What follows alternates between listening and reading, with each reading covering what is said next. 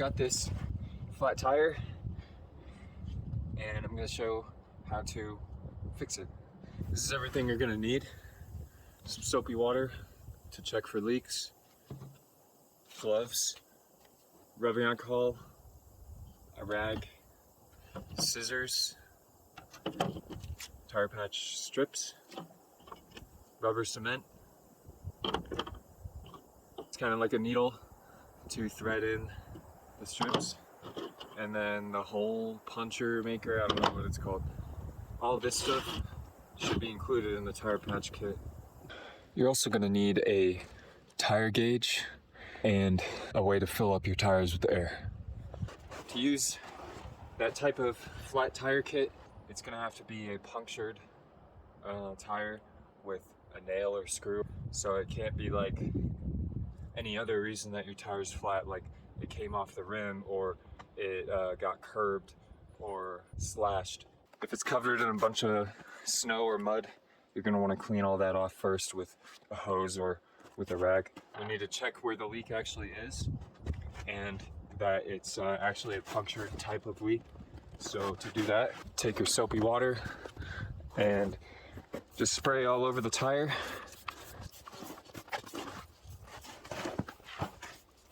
Now I'm just gonna turn my little Viair portable air compressor on. Just do that. Gotta start the car.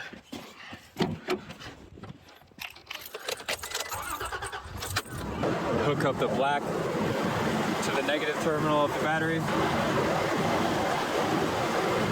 The red to the positive. Connect the hose. Flip the switch. It's really quiet. The truck's louder than the air compressor.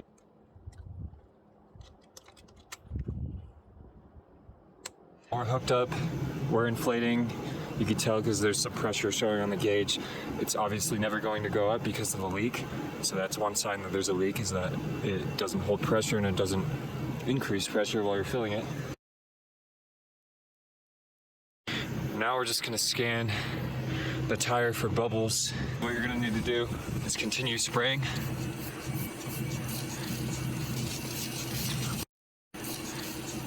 And right there you can see the bubbles. You can even see there's a big old nail right there, left an indentation in it. Driving down the highway with this tire, we would hear on this side, this is the driver's side front tire, it would make a clicking, like a as it was going down the highway.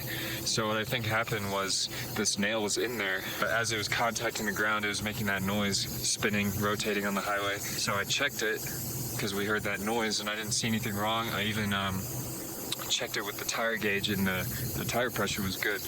But what happened was this nail came out of the tire and it was holding in the air to the tire, and the nail came out, and right away immediately it went flat and she had to pull over. All right, so that's where the leak is. Next we'll show how to patch it. So I've got the tire propped up with the hole on the top. I've got some air in there still. And you're gonna take this one and just poke a hole in there a few times. It'll take some effort. That's why you gotta prop it up. Put it between your legs.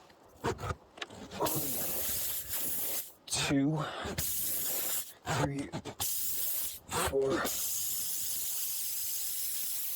5. That's plenty. Next, I'm just gonna clean this surface because we're gonna put rubber cement on. This is rubbing alcohol on a rag.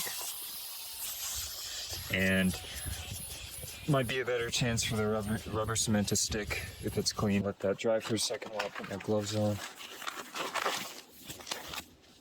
You're gonna prepare your strip on the needle. And this is like a little rusty and dirty. I'm gonna wipe that real quick. It's probably best to not have debris inside the tire.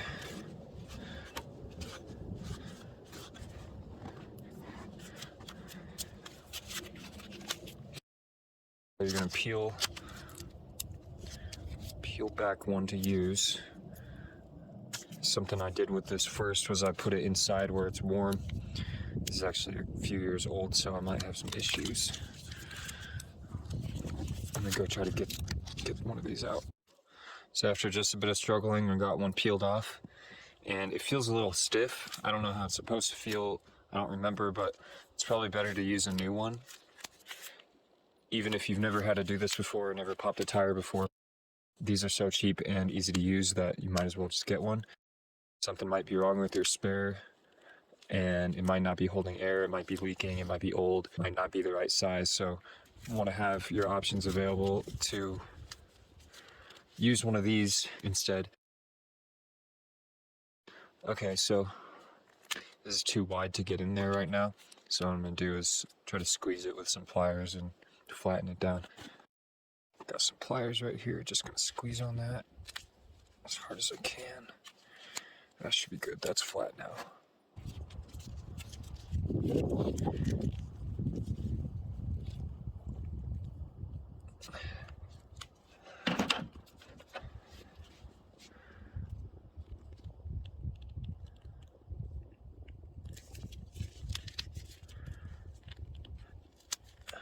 It's coming now.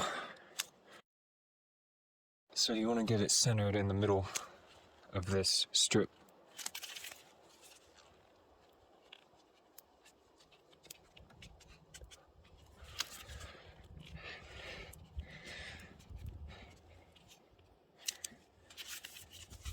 Almost there. There it is. You're gonna want to take the rubber cement, just put a bunch on there. It's kind of liquidy. I'll also put some on this itself.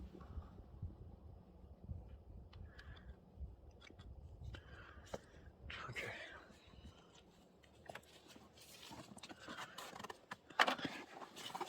And now, this is probably the harder part. Squeeze this whole thing into the hole. That rubber cement should be lubricating it a little bit to make it easy.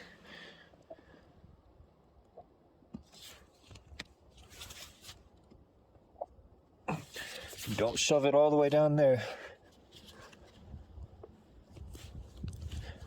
You don't want to lose it in there, obviously. You could always do it with another strip if that happens. But ideally, there's not stuff hanging out inside the tire.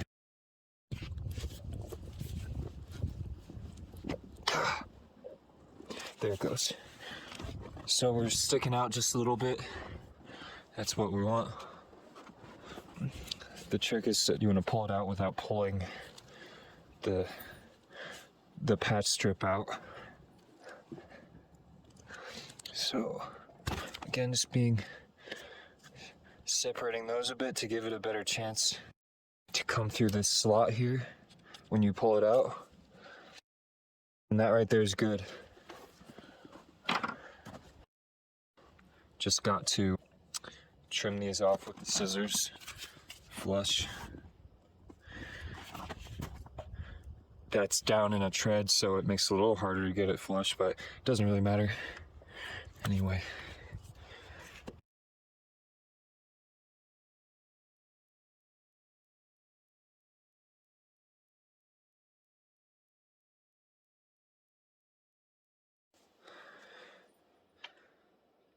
Put a little more cement on there.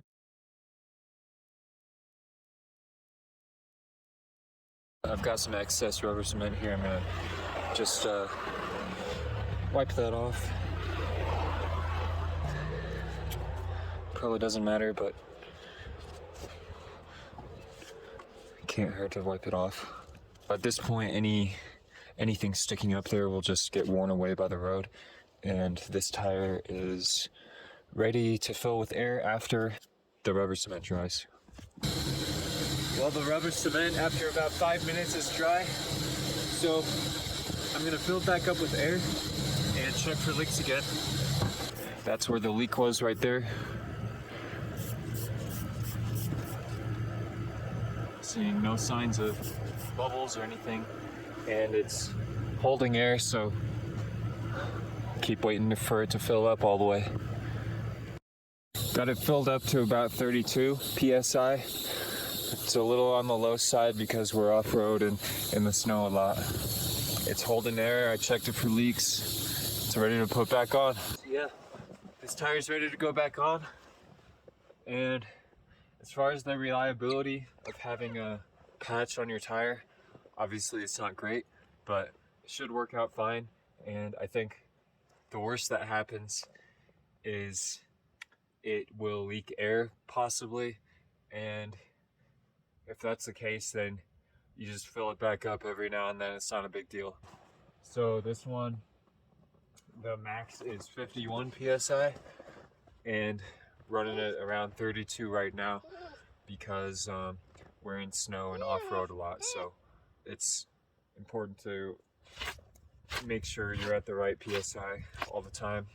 Whether or not you have a leak, you gotta monitor it. Anyway, thanks for watching.